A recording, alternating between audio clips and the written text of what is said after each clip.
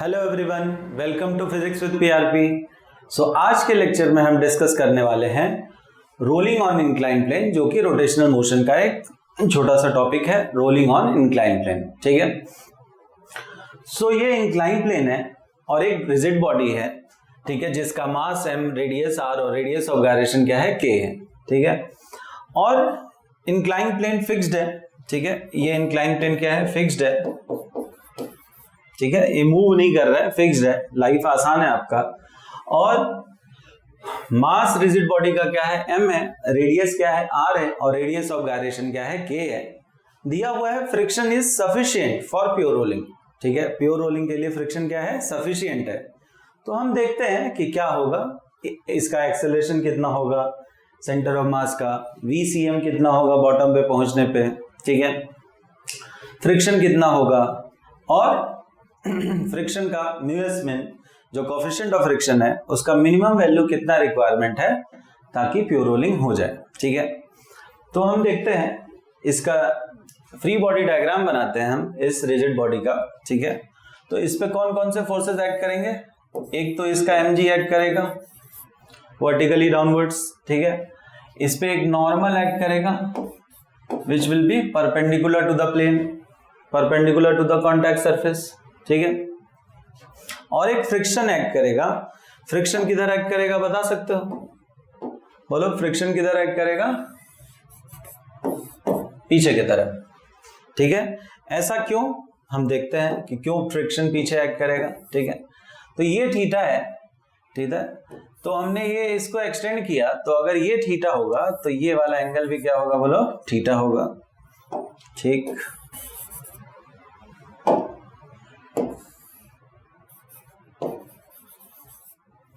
तो अगर हम mg का कंपोनेंट लें, तो mg का कंपोनेंट लेंगे तो इधर क्या आएगा बताओ, this will be mg sin theta and this will be mg cos theta, ठीक है।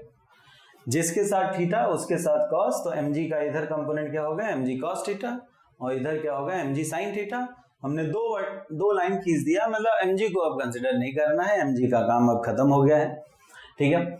नॉर्मल एक्ट कर रहा है और फ्रिक्शन पीछे एक्ट कर रहा है, ठीक है। इसका ACM किधर होगा बताओ, एक्सेलरेशन ऑफ सेंटर ऑफ मास किधर आएगा, डाउन द प्लेन आएगा, ठीक है। तो ये बॉडी का मोशन कैसा हो रहा है, प्योर रोलिंग। प्योर रोलिंग किसका पार्ट है बताओ, CTRM का, combined translational and rotational motion का। Combined translational and rotational motion में फॉर्मूला हम लोग क्या क्या यूज करते हैं, summation of F external equal to mass into A centre of mass, summation of F external equal to mass into A centre of mass. और दूसरा क्या यूज करते हैं हम लोग, tau CM equal to ICM alpha, ठीक है। Torque about centre of mass equal to ICM moment of inertia about centre of mass into alpha. और प्योर रोलिंग का कंडीशन क्या होता है बताओ, ACM equal to R alpha.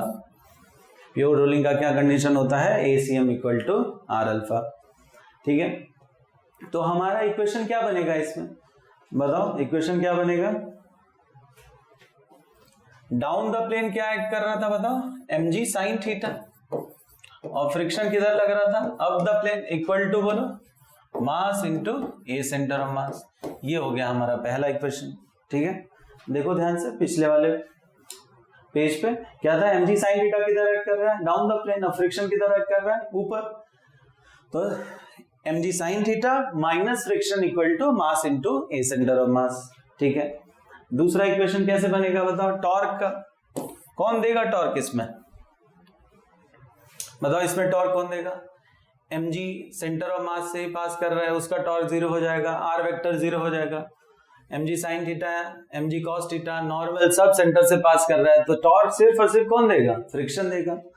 और ये टॉर्क बॉडी को किधर घुमाएगा बताओ, फ्रिक्शन वाला टॉर्क बॉडी को किधर घुमाएगा, अल्फा किधर देगा इसका, ऐसे देगा, ठीक है, ऐसे देगा, R क्रॉस F अंदर की तरफ, ठीक है, क्लॉकवाइज देगा टॉर्क, R क्रॉस F, ठीक है, ऐसे भी देखो, R क्रॉस F अंदर की तरफ, ठीक।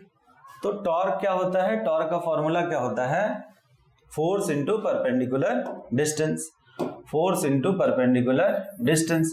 तो फ्रिक्शन और परपेंडिकुलर डिस्टेंस कितना था, रेडियस के बराबर, equal to ICM into alpha. अब ICM क्या ले लो तुम, ICM को लिख सकते हो तुम mk² इंटू बोलो अल्फा। तो यहां से फ्रिक्शन कितना आ गया, mk² divided by r into alpha. ये हमारा हो गया सेकेंड इक्वेशन। ठीक है, next, for pure rolling ACM equal to r alpha. यहां से अल्फा को क्या लिख सकते हो तुम, ACM बाई r। ये हमारा हो गया थर्ड इक्वेशन। तो putting the value of third in second, ठीक है, putting the value of third in second, मतलब फ्रॉम सेकेंड एंड थर्ड क्या आएगा बताओ, friction. Friction was mk² by r into ACM, sorry, mk² by r into alpha, and alpha is ACM by r. So we got friction as बोलो mk² by r square into ACM। ठीक है, ये हमारा हो गया चौथा equation. ठीक है, और पहला वाला इक्वेशन क्या था हमारा, mg sin theta minus friction equal to mass into A centre of mass. ठीक है, पहला इक्वेशन था। इन दोनों को जोड़ दोगे अगर तुम, पहले और चौथे को ऐड कर दो, तो फ्रिक्शन और फ्रिक्शन क्या हो जाएगा, कैंसिल आउट हो जाएगा। Then we will get mg sin theta equal to m ACM common ले लो, 1 plus k² by r square, 1 plus k² by r square. तो यहां से मास और मास क्या हो जाएगा, कैंसिल आउट हो जाएगा। मास मास कैंसिल आउट हो जाएगा तो क्या होगा बताओ, ACM कितना आएगा, ACM आएगा हमारा g sin थीटा और divided by 1 plus k² by r square. ठीक है, g sin theta divided by 1 plus k² by r square. ठीक है, अब नेक्स्ट इसमें क्या पूछते हैं आपसे कि VCM एट बॉटम बताइए। VCM एट बॉटम, जब बॉटम पे पहुंचेगा रिजिड बॉडी तो आप उस समय क्या बताइए, VCM। ठीक है, तो देखते हैं हम कि क्या होगा VCM एट बॉटम। तो ये हमारा इंक्लाइन प्लेन, ठीक है, और ये हमारा रिजिड बॉडी। ठीक है, तो h हाइट है, ये h वर्टिकल हाइट है और ये एंगल क्या है, थीटा। तो अगर हम इस डिस्टेंस को देखें कि यहां से यहां तक जब ये आएगा, ठीक है, तो डिस्प्लेसमेंट ऑफ सेंटर ऑफ मास कितना होगा, displacement of centre of mass will be given by h by sine theta. ठीक है, अगर h और थीटा के टर्म्स में हमको आंसर देना है तो ये जो हाइपोटेनस है वो क्या हो जाएगा, h बाई साइन थीटा। ठीक है, और हम काइनेमेटिक्स में जानते हैं फॉर्मूला हमारे पास क्या होता है, VCM का स्क्वायर इक्वल टू UCM का स्क्वायर प्लस 2ACM SCM। ठीक है, इस डायरेक्शन को हमने क्या ले लिया, पॉजिटिव ले लिया। तो VCM निकालना है हमको, इनिशियली बोलो रेस्ट से स्टार्ट किया था तो ये 0 हो गया, इक्वल टू 2, और ACM हमारा कितना आया बताओ, g sin theta divided by 1 plus k² by r square और into displacement of centre of mass बताओ क्या है, h by sine theta, h by sine theta.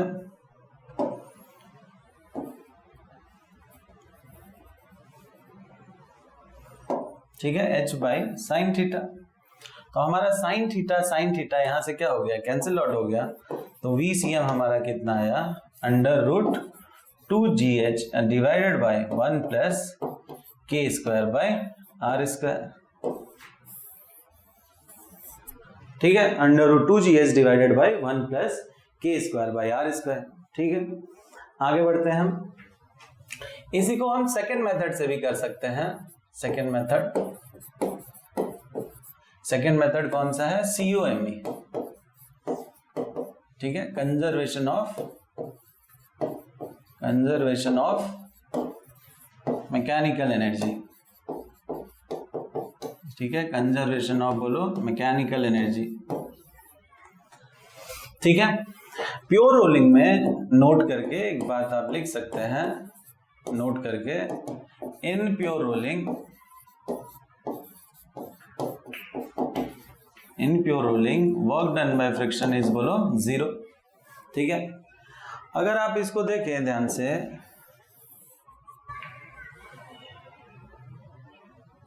तो ये रिजिड बॉडी है, ठीक है, ये इंक्लाइन प्लेन था, ये रिजिड बॉडी हो गया, ठीक है। तो ये इनिशियली कहां पे था बताओ, h हाइट पे था, और फाइनली कहां आ जा रहा है, ग्राउंड पे आ जा रहा है, ठीक है। तो अगर वर्क डन बाय फ्रिक्शन क्या है बताओ, 0 है, तो सिर्फ इस पे वर्क डन कौन किया, mg वर्क डन किया, ठीक है। And mg is conservative force, और अर्थ हम और रिजिड बॉडी को एक सिस्टम मान लेते हो, that is internal conservative force, then we can say that conservation of mechanical energy exist. देन हम बोल सकते हैं कि loss in GPE that is gravitational potential energy equal to बोलो गेन इन काइनेटिक एनर्जी, ठीक है। बताओ h हाइट नीचे आया तो कितना लॉस हुआ ग्रेविटेशनल पोटेंशियल एनर्जी का, mgh का लॉस हुआ, और वही गेन कितने का हुआ काइनेटिक एनर्जी का। तो kinetic energy in pure rolling is given by बोलो half mvcm square 1 plus k square by r square, ठीक है। ये फॉर्मूला अगर आपको नहीं पता हो तो पिछले वीडियो लेक्चर्स में आप देख सकते हैं, मैंने बताया हुआ है कि काइनेटिक एनर्जी क्या होता है प्योर रोलिंग में। तो यहां से मास और मास क्या हुआ, कैंसिल आउट, तो VCM बताओ कितना हो गया, √2gh divided by 1 plus k square by r square, ठीक है। सेम आंसर आया हमारे को, ठीक। तो VCM एट बॉटम आपको याद रखना है इस एक्सप्रेशन को कि √2gh divided by 1 plus k square by r square, ठीक है। आगे बढ़ते हैं, अगर हमको फ्रिक्शन चाहिए इस केस में, तो फ्रिक्शन का बताओ कितना फॉर्मूला था, mk square by r square into बोलो ACM।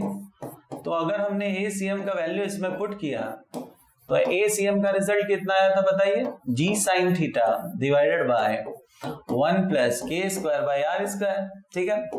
तो यहां से तुम्हारा mg sin थीटा आ गया, इसको LCM ले लो, तो r square by k square, अब बाई बोलो r स्क्वायर, और इधर r स्क्वायर है ही, और ऊपर k स्क्वायर है ही, ये r स्क्वायर से r स्क्वायर क्या हो गया, कैंसिल आउट हो गया। तो हमको कितना मिला बताओ, mg sin थीटा और divided by r square plus k square, और जो ऊपर वाला k स्क्वायर था उसको नीचे लेते आओ, तो हमको कितना मिला फ्रिक्शन बताइए, mg sin थीटा और divided by 1 plus r square by k square, ठीक है, r square by k square.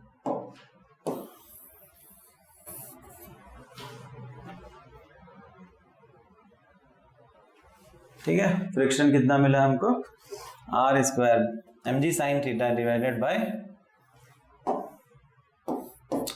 1 plus r square by k square, ठीक है, r square by k square. Next है, बताओ म्यूएस मिन का वैल्यू कितना होना चाहिए, ठीक है।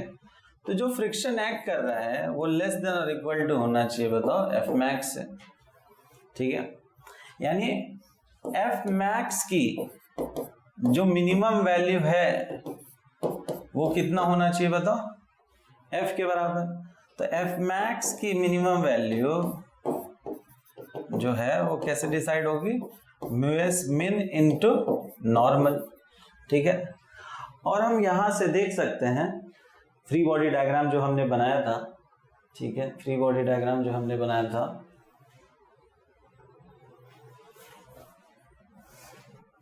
कि यहां से नॉर्मल कितना होगा बताओ, नॉर्मल mg cos थीटा को बताओ क्या करेगा, बैलेंस करेगा, और एफ मैक्स की वैल्यू हम जानते हैं म्यूएस इनटू क्या होती है, नॉर्मल होती है, तो ये क्या हो जाएगा म्यूएस mg cos थीटा, ठीक है, म्यूएस mg cos थीटा।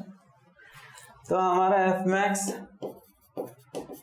का मिनिमम वैल्यू म्यूएस मिन इनटू नॉर्मल बोलो कितना, mg cos थीटा, ठीक है। अगर हम जो फ्रिक्शन रिक्वायर्ड है उसको हम इक्वेट कर दें एफ मैक्स के मिनिमम वैल्यू से, तो एफ मैक्स हमारा एफ फ्रिक्शन कितना आया था हमको required, mg sine theta divided by 1 plus are square by के स्क्वायर, आर स्क्वायर बाई के स्क्वायर, इसको इक्वेट कर दो तुम म्यू एस मिन और into m g cos theta से, ठीक है। तो हमारा म्यू एस मिन कितना आ जाएगा, म्यू एस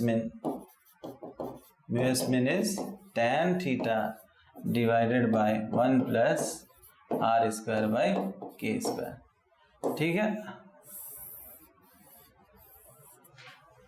ठीक है, म्यू एस मिन कितना आ गया हमारा,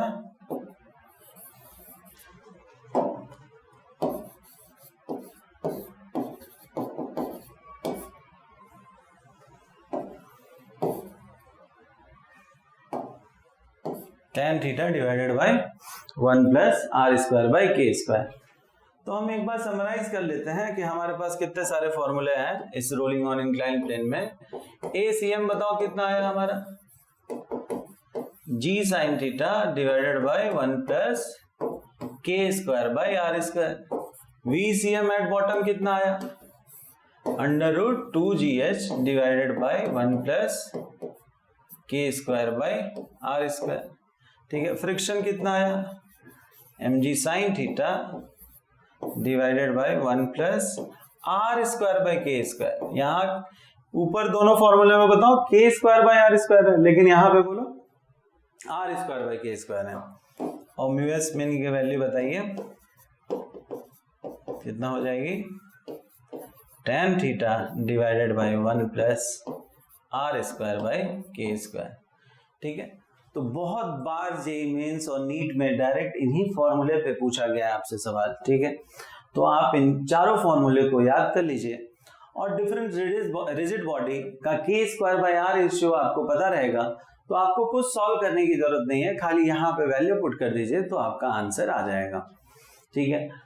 डिफरेंट रिजिड बॉडी को ऐसे भी सवाल आते हैं जिसमें डिफरेंट रिजिड बॉडी हमको कंसिडर करना होता है और देखना होता है कि किसका ACM ज्यादा रहेगा, किसका VCM एट बॉटम ज्यादा रहेगा, ठीक है, किसमें टाइम ज्यादा लगेगा।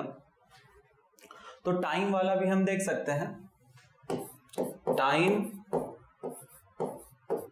To reach ground,